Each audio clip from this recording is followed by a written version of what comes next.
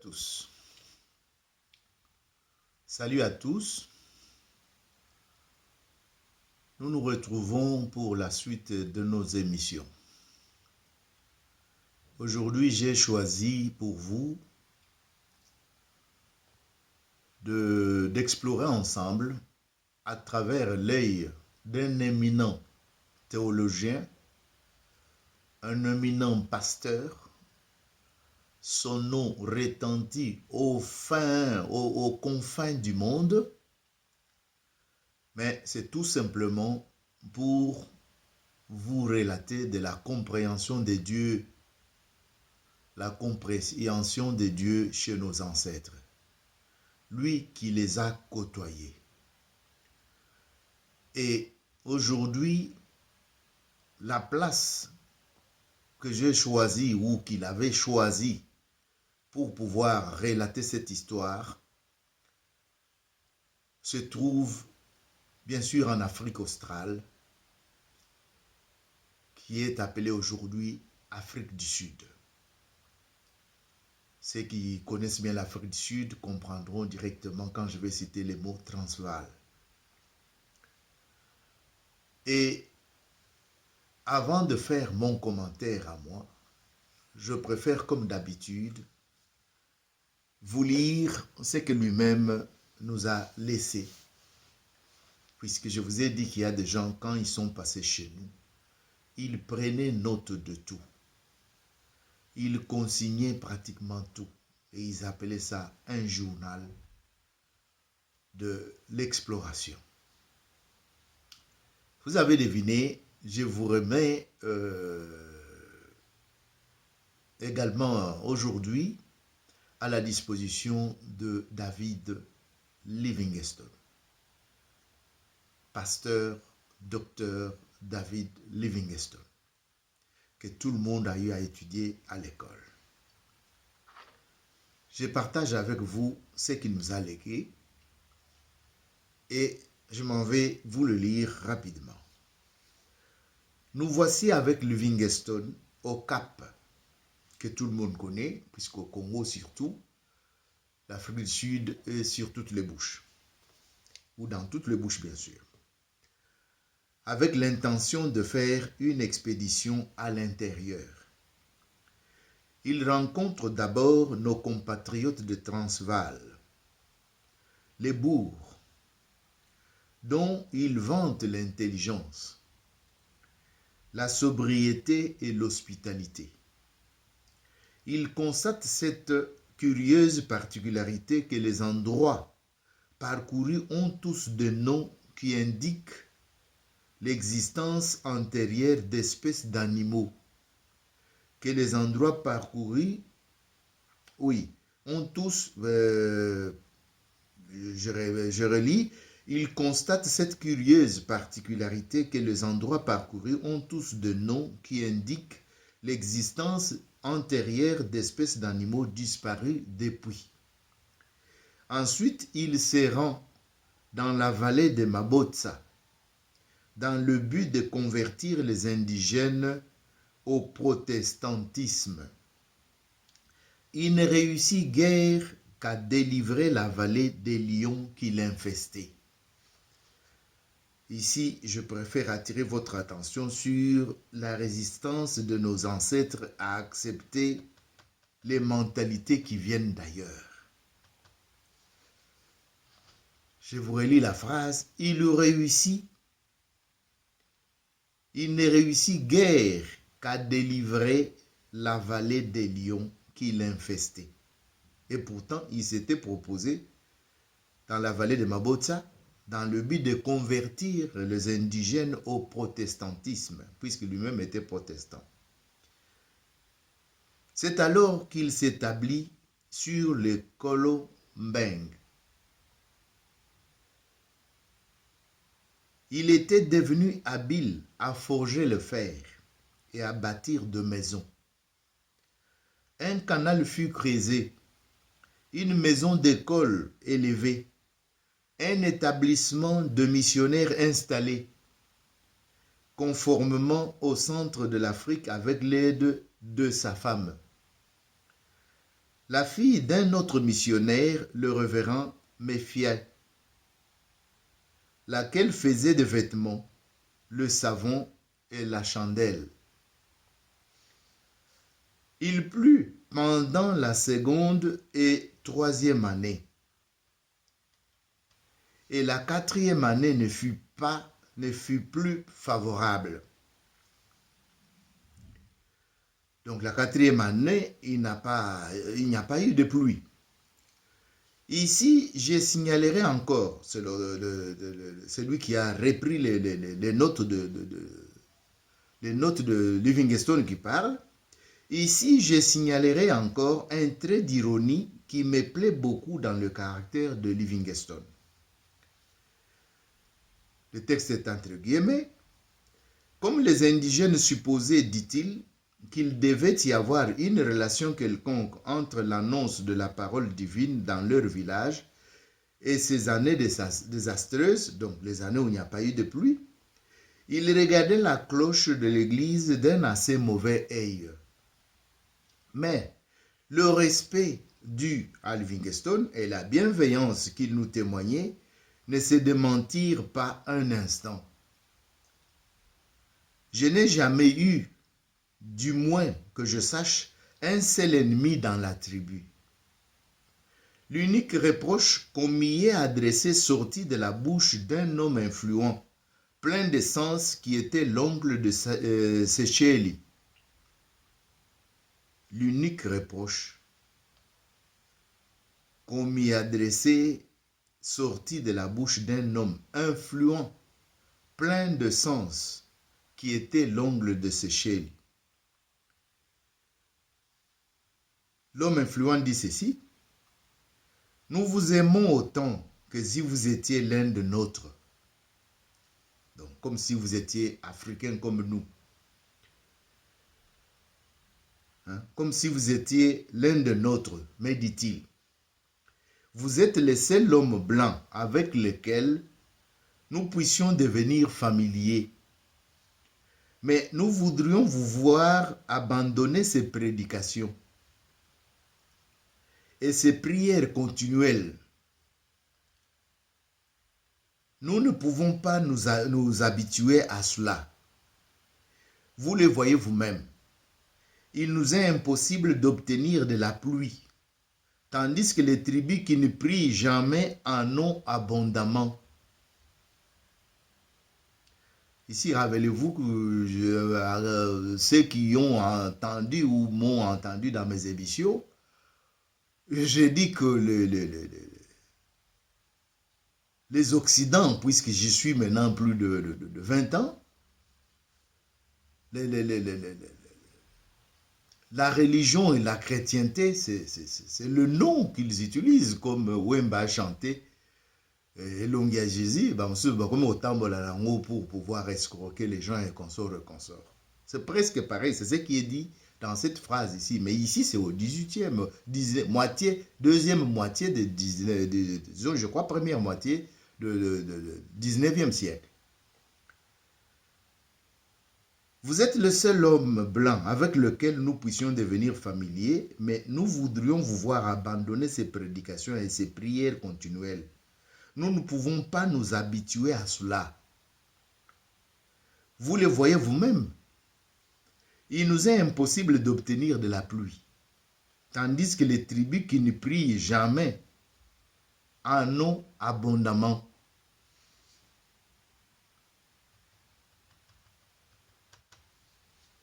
Livingstone de réagir à ces raisonnements, puisque ça lui a été adressé.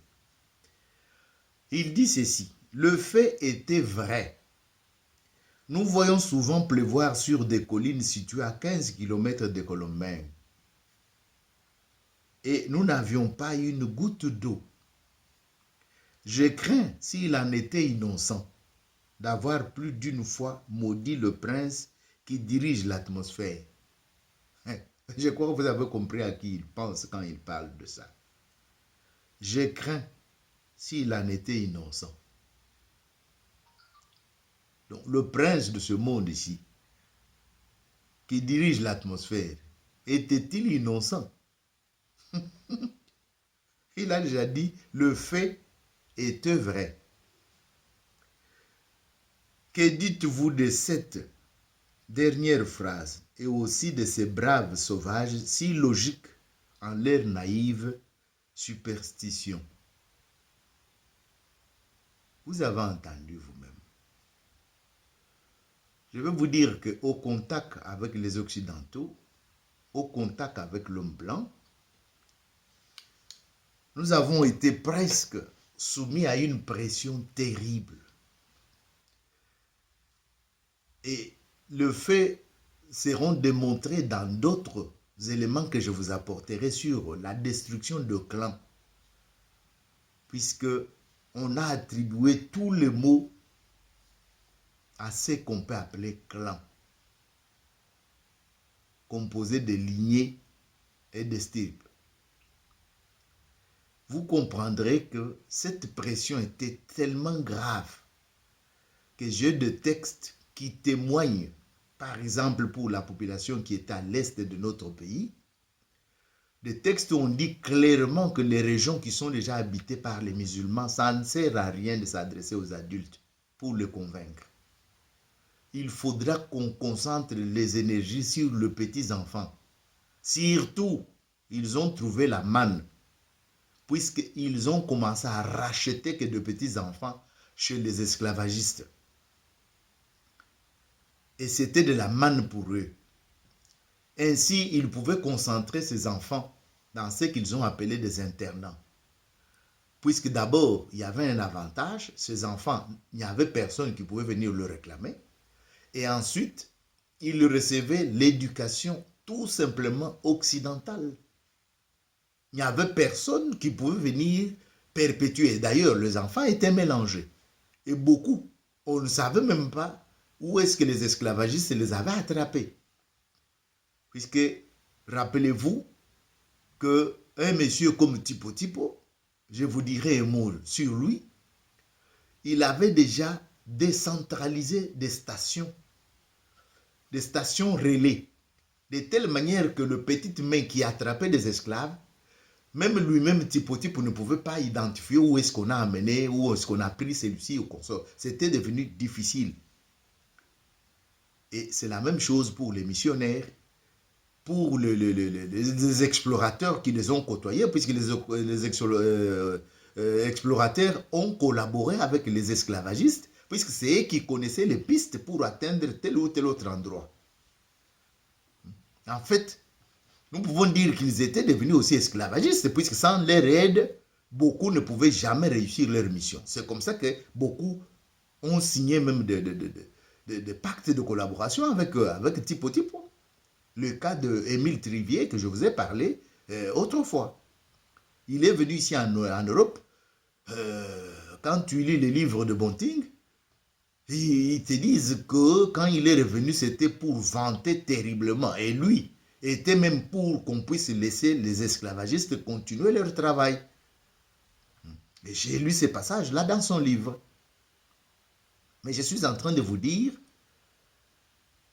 puisque je vous ai parlé de la compréhension de Dieu chez nos ancêtres. Comment un Dieu peut être un Dieu étranger à ses propres enfants? Quand ils pleurnichent, ils ne peuvent pas les écouter. Quand on tue à Beni, il n'y a personne, pas de secours. On cherche les secours à l'ONU, MONUSCO ou consort, on ne le voit pas.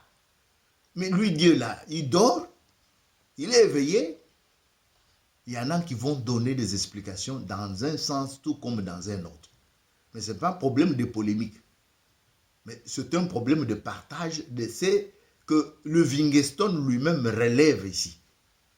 Il dit, que dites-vous de cette dernière phrase et aussi de ces braves sauvages, si longtemps et si logiques en leur naïve superstition?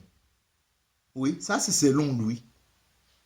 Puisqu'il n'y avait que des logiques intelligentes qui ne sont pas naïves qu'en Europe. En Afrique, il n'y a personne qui pouvait réfléchir de façon aussi logique et intelligente. Là, ce sont des bébés, des enfants à qui on doit imposer des trucs.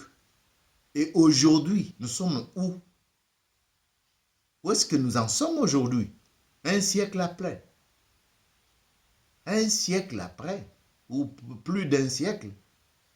Quel est le résultat? Puisque ceux qui consultent la Bible ont dit qu'un bon arbre, on le reconnaît qu'à ses fruits. Et vous êtes fiers, vous Africains, vous qui êtes partis, qu'on a emportés comme esclaves, Martinique, Jamaïque, États-Unis, Amérique du Sud. Vous êtes contents des fruits, les fruits de la civilisation. Vous êtes vraiment contents. Le bilan est comment? Puisqu'ils nous disent que ce sont des réflexions naïves. Bien sûr, en ce moment-ci, M. Livingstone était imbu de lui-même. S'il pouvait revivre à la vie aujourd'hui, je crois qu'il hésiterait plusieurs fois. Puisque c'est la seule personne, bien qu'il a vécu son temps, ses phrases sont beaucoup calculées. Parce que même quand il utilise les mots sauvages ici, c'est tout simplement par distinction, et c'est le vocabulaire qui était courant à ce moment-là, par distinction de ceux qui vivaient dans des gratte-ciel et dans des grandes villes. Mais il a trouvé aussi des villes de 1000 personnes qui vivaient dans leurs maisons écologiques. Lui-même a admiré le maniement. Il a admiré, je pourrais peut-être vous apporter son texte hein, d'admirateur. Quelle beauté! Mais bon, ce n'est pas notre rôle de juger les morts, mais c'est notre rôle de revisiter le passé pour comprendre ce que nous traversons aujourd'hui. Puisqu'on a laissé tout ce qu'on avait pour embrasser tout ce que le Mundele nous a amené, comme Ken Goradondo dit dans son livre. Le Mundele, parce que lui-même était Mundele. Mais l'arbre Mundele, l'arbre civilisation, quels sont les fruits? Même quand ils ont prétendu nous donner de l'indépendance. Mais eux qui prient, pourquoi ils ont piégé ce que les gens, certains appellent 60 ans d'indépendance? Pourquoi ça a été piégé par des gens qui prient, qui sont chrétiens? Qu'est-ce que nous pouvons comprendre là derrière? Allons-nous suivre Wemba, qui a chanté Elongia Jésus? Ou allons-nous suivre le même là, qui travaille toujours pour leurs intérêts et pour la société de consommation? Cette société qui détruit tout. Ce n'est pas seulement nous qui nous plaignons, mais il y a aussi des plantes, il y a des animaux qui disparaissent tout simplement sur la liste de cette terre ici. Pourquoi? Puisqu'il y a exploitation massive, sans contrôle, sans réfléchir. Voilà.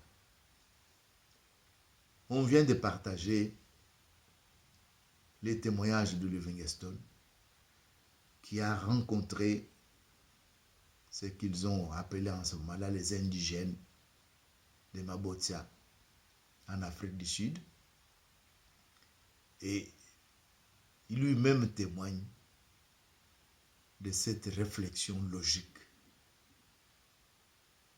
Puisque eux ont leur notion de Dieu, qui semble leur venir on ne sait d'où. Puisque les inventeurs de la religion en Égypte pharaonienne, ils étaient aussi très liés à la nature et à leur milieu. Leur Dieu était en communication permanente avec la nature. Qu'est-ce qu'on peut faire pour que la nature nous respecte et qu'est-ce qu'on peut faire pour que nous puissions respecter aussi la nature. Rappelez-vous, je vous dis toujours que les Colombiens en Amérique latine là-bas, ils disent Pachamama, la terre-mère. Mais vous sabotez Pachamama.